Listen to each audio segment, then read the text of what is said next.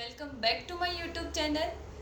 तो कल हमने पढ़ा कि बाइंडिंग एनर्जी क्या होती है, बाइंडिंग एनर्जी का फॉर्मूला डिराइव किया। आज हम पढ़ेंगे कि बाइंडिंग एनर्जी का द्रव्यमान संख्या के साथ में संबंध क्या होता है, बाइंडिंग एनर्जी का यूज़ कहाँ होता है और कैसे होता है। साथ ही हम सेमी इंपेरिकल मास फॉर्मूला डिराइव भी करेंगे और हम पढ़ेंगे न्यूक्लियर स्टेबिलिटी फैक्टर्स के बारे में। तो हम स्टार्ट करें।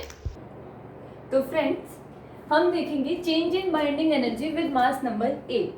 बंधन ऊर्जा का द्रव्यमान संख्या ए के साथ में कैसे परिवर्तन होता है। तो स्पेसिफिक बाइंडिंग एनर्जी और बाइंडिंग एनर्जी पर न्यूक्लियॉन की बंधन ऊर्जा प्रति न्यूक्लियॉन जो होती है उसको बी बार से रिप्रेजेंट किया जाता है और बी बार होता है बी बाई ए, बंधन ऊर्जा प्रति न्यूक्लियॉन, बंधन ऊर्जा अपॉन द्रव्यमान संख्या। इसको हम बी बार से स्पेसिफिक बाइंडिंग एनर्जी से रिप्रेजेंट करते हैं।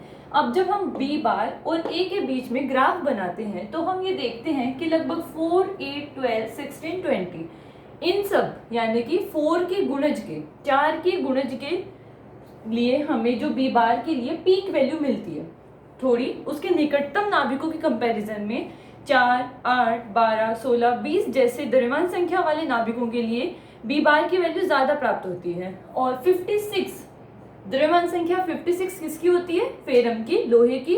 लोहे के लिए बाइंडिंग एनर्जी प्रति न्यूक्लियॉन सबसे ज्यादा होती है। 26 Fe56 के लिए बी बार की वैल्यू मैक्सिमम होती है। बी बार की वैल्यू मैक्सिमम होने का मतलब ये होता है कि नाभिक अधिक स्थायी होता है। जिस भी नाभिक के लिए B bar specific binding energy या बंधन ऊर्जा प्रति न्यूक्लियॉन जो है उसका मान ज्यादा होता है वो नाभिक ज्यादा स्थायी होता है और जिनके लिए कम होता है वो नाभिक कम स्थायी होते हैं। लोहा सबसे ज्यादा स्थायी नाभिक है, सबसे ज्यादा। अब इस ग्राफ से हम कुछ कंक्लूजन्स निकालेंगे, निष्कर्ष निकालेंगे। पहला निष्कर्ष है कि A इज लेस देन 20 के लिए पीक्स जो होते हैं वो 4, 8, 12, 16, 20 के अप्रोक्स मिलते हैं। वही बात कि 4, 8, 12, 16 और 20 जैसी द्रव्यमान संख्याओं के लिए बाइंडिंग एनर्जी जो होती है वो ज्यादा प्राप्त होती है। जैसे कि एक द्रव्यमान संख्या किसकी होती है, हाइड्रोजन की। हाइड्रोजन के कंपेयर में हीलियम ज्यादा स्थायी होता है।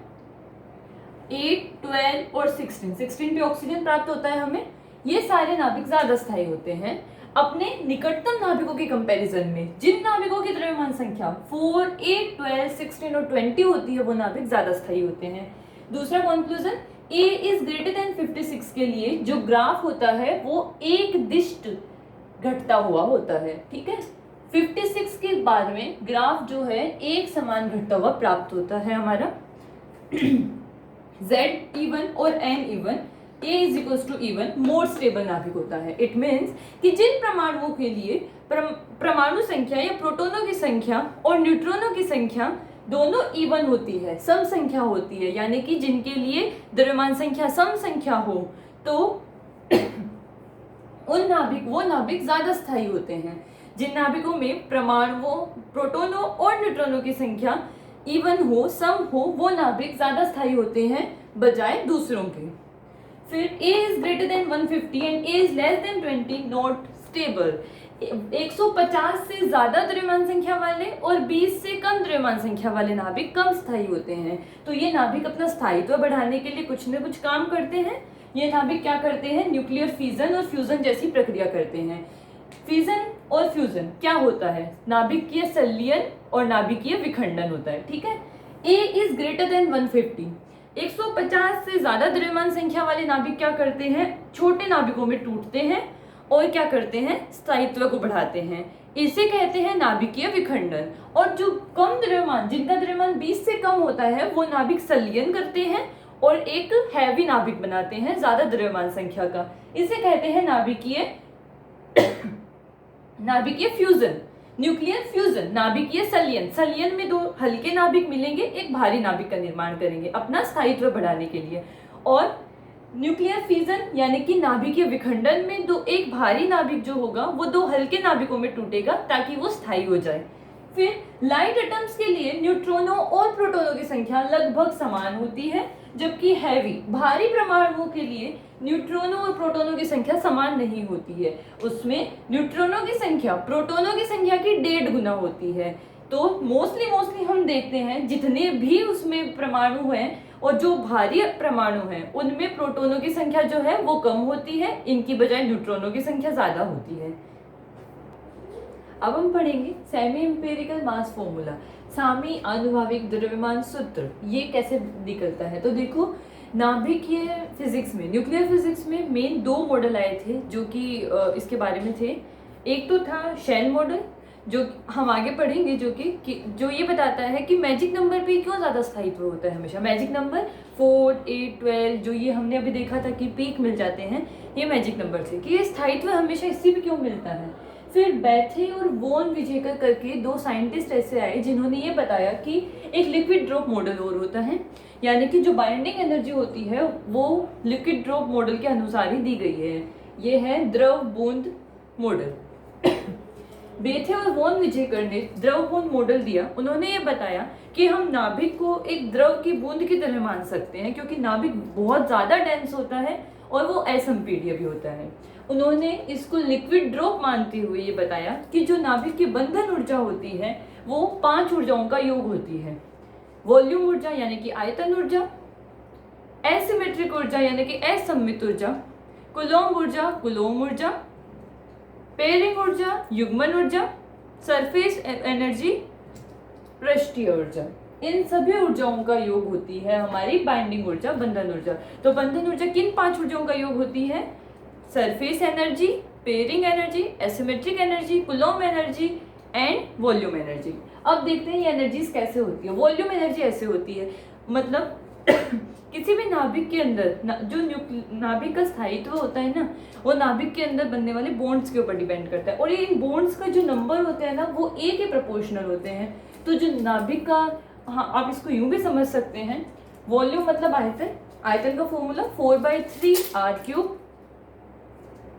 4/3 पाई r3, क्योंकि नाभिक भी एक गोले की तरह बिहेव करता है और गोले के आयतन का सूत्र ये होता है।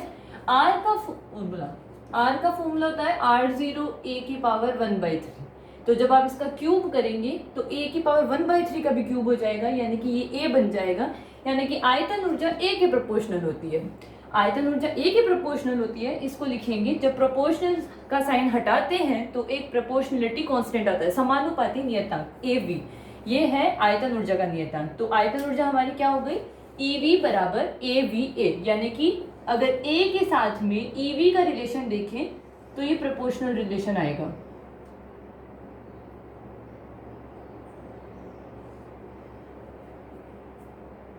ठीक है, फिर ये इनके बीच में प्रोपोर्शनलिटी का रिलेशन होता है। EV बराबर AVA, AV आयतन का, आयतन ऊर्जा का नियतांक होता है। फिर सरफेस एनर्जी पृष्ठीय ऊर्जा, सेम जैसे आयतन के लिए किया। पृष्ठीय ऊर्जा का फॉर्मूला क्या होता है? 4πr², पृष्ठ का फॉर्मूला। अब देखिए, इसको समझने की कोशिश कीजिए। नाभिक जो है वो एक गोले की तरह है, उसके अंदर के सारे न्यूक्लियॉन्स के अंदर जो अट्रैक्शन फोर्स लग रहा है वो एकदम एक जैसा लग रहा है, लेकिन जो पृष्ठ के ऊपर है, मतलब जैसे ये हमारा एक गोला है, लेट्स इमेजिन, ओके। अगर ये एक गोला है, इसके बीच में जितने भी नाभिक है उसको चारों तरफ से सारे नाभिक खींच रहे हैं, तो वो एक तरह से स्टेबल हो गया। लेकिन जो इसके पृष्ठ के ऊपर जो न्यूक्लियॉन्स है, उन न्यूक्लियॉन्स को सिर्फ अंदर वाले न्यूक्लियॉन्स खींच रहे हैं, उसको बाहर से कोई नहीं खींच पा रहा है, तो वहां पे पृष्ठीय ऊर्जा आ जाती है। आप इसको समझ सकते हैं, एक गोला लीजिए, उसके अंदर जितनी भी चीजें है उसको सारी चीजें खींचेगी, लेकिन जो पृष्ठ के ऊपर है उसको सिर्फ अंदर वाले ही खींच रहे हैं। अगर बीच में कोई किसी चीज को, बीच में किसी न्यूक्लियन को मानते हैं तो उसको चारों तरफ से कोई ना कोई नाभिक, कोई ना कोई न्यूक्लियन खींचेगा, लेकिन पृष्ठ के ऊपर उसको सिर्फ और सिर्फ अंदर वाले न्यूक्लियन से खींचेंगे पृष्ठ पे। इस वजह से वहां पे पृष्ठीय ऊर्जा होती है। पृष्ठीय क्षेत्रफल का सूत्र होता है गोले के लिए 4πr²। as we know r is equals to r0 a की पावर 1/3, इसका स्क्वायर करेंगे तो ये a की पावर 2/3 बन जाएगा। तो इसकी वजह से ES जो है, यानी कि सरफेस एनर्जी, पृष्ठीय ऊर्जा सरफेस एरिया की प्रोपोर्शनल होती है, पृष्ठीय क्षेत्रफल की प्रोपोर्शनल होती है। तो ES हो जाएगा माइनस AS, a की पावर ये 2/3, यहाँ से आएगा 2/3, a की पावर 2/3 हो जाएगा। ठीक है, याद रखिएगा, आयतन ऊर्जा आयतन से आ जाएगी, पृष्ठीय ऊर्जा पृष्ठीय क्षेत्रफल से आ जाएगी। AS सेम, इसमें भी प्रोपोर्शनलिटी कांस्टेंट है। नाउ कुलोम्ब एनर्जी, कुलोम्ब ऊर्जा। देखो हमने ये पढ़ा था कि एक समान चालक गोला है, ठोस गोला, उसकी कुलोम्ब ऊर्जा क्या होती है 3/5 k2 स्क्वायर r। यहाँ पे भी ये इसी से डिराइव किया गया है ये फॉर्मूला। देखो जो हमारा नाभिक है उसमें कितने सारे न्यूक्लियस बैठे हैं, वो आपस में एक दूसरे के साथ में इंटरेक्ट तो करेंगे। अब वो इंटरेक्ट करेंगे तो वहां पे प्रतिकर्षण की ऊर्जा तो होगी, वो कुलोम्ब एनर्जी होगी। मतलब अगर उसमें Z प्रोटॉन्स बैठे हैं तो किसी Zवे प्रोटॉन के ऊपर उन सभी Z-1 प्रोटॉन्स की वजह से वहां पे विद्युत प्रतिकर्षण तो होगा, तो ये उसकी एनर्जी हो गई। तो 3/5 के Q की जगह हम लिखेंगे Ze और Z-E, मतलब Zवे प्रोटॉन और Z- जितने भी प्रोटॉन्स हैं उन सब की वजह से किसी एक प्रोटॉन के ऊपर जो लगेगा वो, तो ये हो जाएगा। बाकी सारी चीजें इसकी प्रोपोर्शनलिटी कांस्टेंट AC में चली जाएगी, बस हम Z-1 बाहर रख लेंगे। R is equals to R0 a की पावर 1/3, R0 भी कांस्टेंट होता है, a की पावर 1/3 हमारा यहाँ आ गया। ये हमारी कुलोम्ब एनर्जी है, ये इस फॉर्मूले से आएगी। फिर आती है एसिमेट्रिक एनर्जी। एसिमेट्रिक एनर्जी क्या है, देखिए मैंने बताया कि हल्के नाभिक जो होते हैं उनमें नाभिकों न्यूक्लियॉन्स की संख्या यानी कि प्रोटॉन और न्यूट्रॉन्स की संख्या इक्वल होती है, लेकिन जो भारी नाभिक होते हैं उनमें न्यूट्रॉन्स की संख्या प्रोटॉन्स की संख्या के कंपैरिजन में बहुत ज्यादा होती है। इस वजह से वहां पे एसिमेट्रिक एनर्जी आ जाती है। ये एनर्जी जो होती है ये प्रोपोर्शनल होती है n-z² अपॉन a के। अब देखिए n है न्यूट्रॉनों की संख्या, z परमाणु क्रमांक या प्रोटॉनों की संख्या, और a ये है कि उसमें कितना डिफरेंस है, न्यूट्रॉन्स और प्रोटॉन्स की संख्या में कितना डिफरेंस है उसके स्क्वायर के प्रोपोर्शनल होती है और a के व्युत्क्रमानुपाती होती है। तो a से a अपना आ गया। अब देखिए n न्यूट्रॉन की संख्या है, हमें पता है कि z plus n is equals to a, तो n क्या हो जाएगा a माइनस z।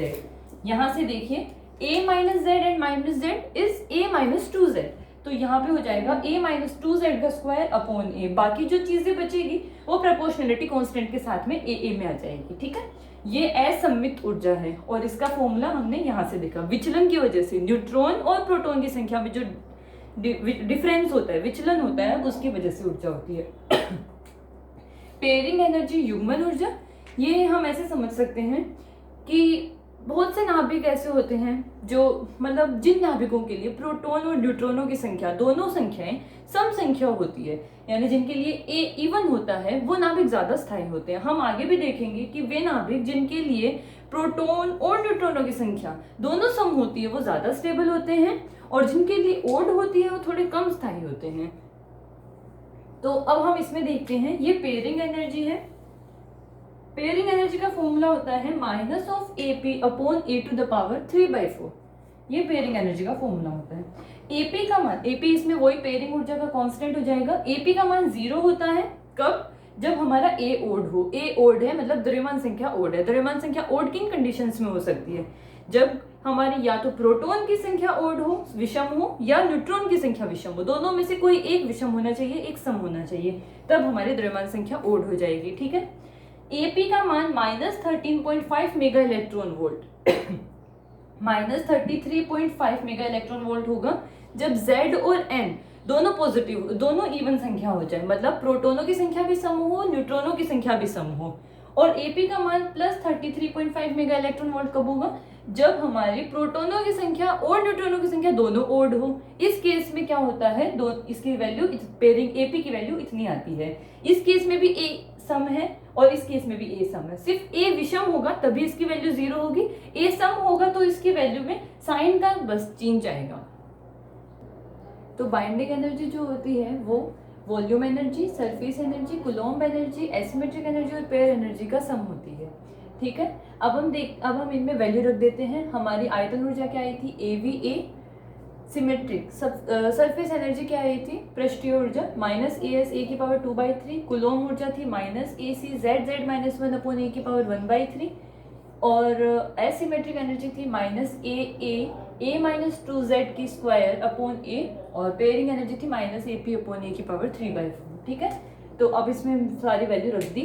अब हमें बाइंडिंग एनर्जी का फॉर्मूला जो हमने कल देखा था वो क्या था कि किसी परमाणु के लिए बंधन ऊर्जा का सूत्र होता है ZmH, प्रोटॉनों की संख्या इंटू हाइड्रोजन का द्रव्यमान, A - ZmN, न्यूट्रॉनों की संख्या इंटू न्यूट्रॉन का द्रव्यमान -MEZ उस परमाणु का द्रव्यमान। नाभिक के केस में यहाँ पे मास ऑफ प्रोटॉन हो जाएगा और यहाँ पे मास ऑफ न्यूक्लियस हो जाएगा। नाभिक का द्रव्यमान और प्रोटॉन का द्रव्यमान आ जाएगा।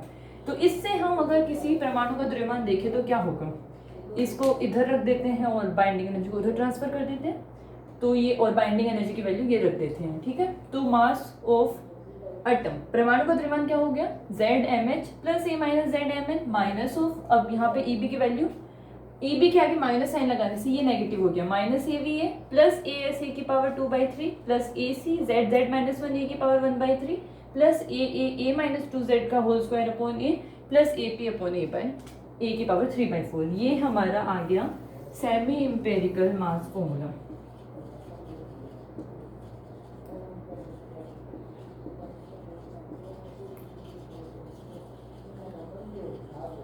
सामी आनुभाविक द्रव्यमान सूत्र, ये सूत्र जो है ये बहुत काम आता है।